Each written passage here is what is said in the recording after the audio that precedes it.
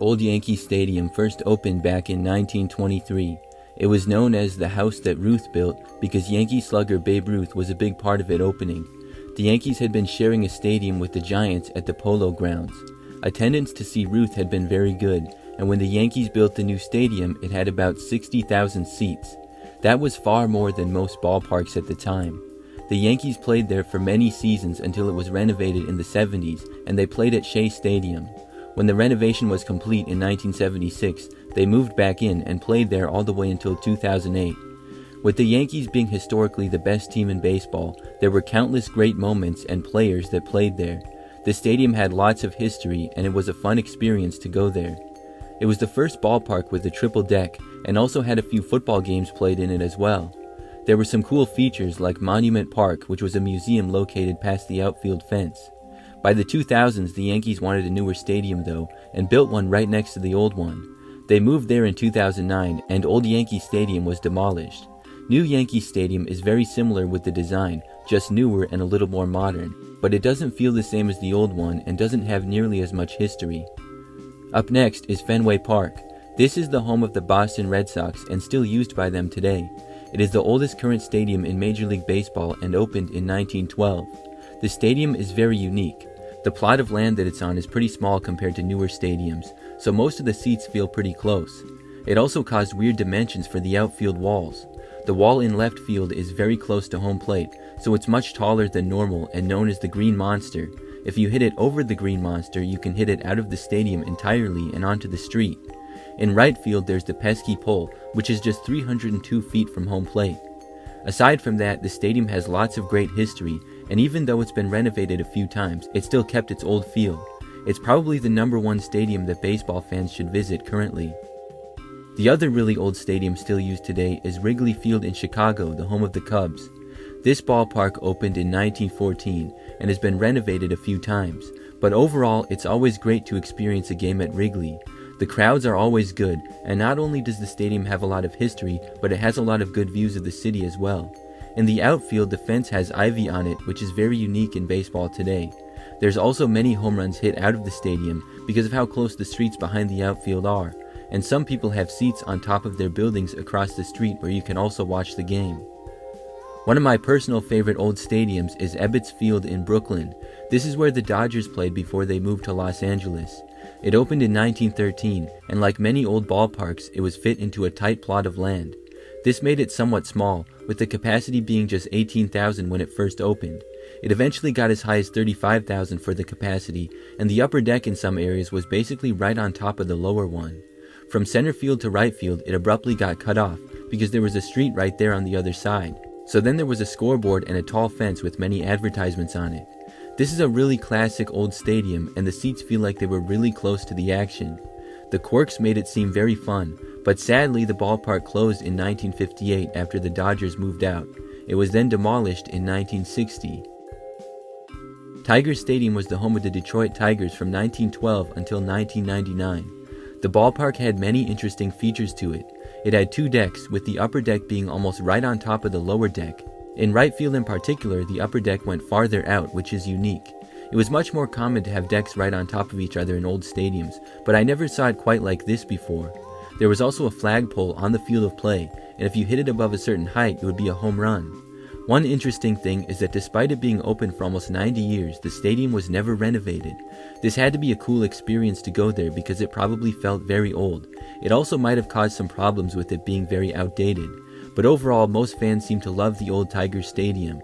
They ended up moving into Comerica Park for the 2000 season, and Tigers Stadium sat mostly vacant until it was demolished in 2008. Up next is Oracle Park, which is the current home of the San Francisco Giants. This ballpark is widely regarded as one of the best, if not the best stadium in baseball today, and has been for a while. It first opened back in 2000 and is right next to the San Francisco Bay. Everything about the ballpark is great. It's unique, has great views, and a good experience all around. The outfield grass always looks very fresh and crisp. The capacity is a little over 41,000, and many other people sit in kayaks in the water hoping to catch home runs. Long before Oracle Park though, when the Giants still played in New York, their home field was the Polo Grounds. This stadium is one of the weirdest but also coolest MLB parks of all time. Located in New York City, the site was originally for playing the sport polo. However, by the 1880s, it was mainly used for just baseball. When that happened, they decided to turn it into a stadium. Several versions of the park existed over the years. The final version was very interesting to say the least.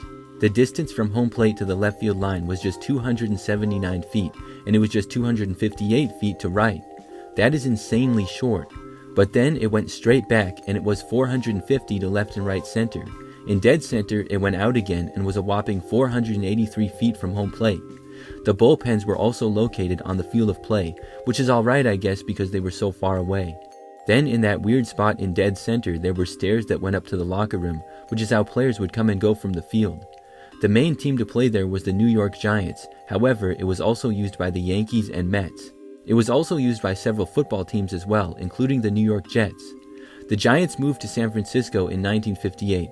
Then the park was used briefly by the Mets and Jets until '63. The stadium was sadly demolished in 1964. The Pittsburgh Pirates have had a couple of really great ballparks. From 1909 to 1970, they played at Forbes Field. This stadium was located in the Oakland neighborhood of Pittsburgh and first had a capacity of 15,000, but later rose to 35,000.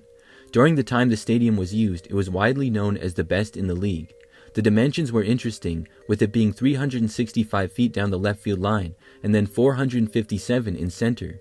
Down the right field line, it was just 300 feet, but then went to 375 in right center. And looking at pictures, it appeared as though they played with the batting practice turtle on the field of play. Although it was so far away, I doubt that it got much action, but that's still really strange. There also looks to be a light post next to it in the outfield as well. The ivy fences are similar to Wrigley Field, and that's a cool feature, and there were 2 decks of seating around most of the park. But in the outfield there appears to be really no seating at all, and it has a nice view of the city behind it. The Steelers of the NFL also played there from 1933 to 1963. The stadium closed in 1970 and was demolished in 1971, but some of the outfield wall still stands today. The Pirates ended up moving into Three Rivers Stadium, which is known as one of the worst stadiums ever. That was because it was a cookie-cutter multi-use park with artificial turf that they shared with the Steelers. But after that, in 2001, they moved into PNC Park, where they still play today. Located right next to the Allegheny River, this stadium is known as one of the best in baseball. It has a really good view of the river, the city of Pittsburgh, and the bridge as well. If only the Pirates could play half as good as their stadium. But overall, getting 2 out of 3 ballparks as one of the best in the league is pretty good for Pittsburgh. Sportsman Park was the home of the St. Louis Browns from 1902 to 1953 and the Cardinals from 1920 to 1953. This park first opened in 1902. However, baseball was played on the site as early as the 1860s, so it's very historic. Several MLB teams played there in the 1800s. It was a very classic stadium with 2 decks around most of it and seats in the outfield as well.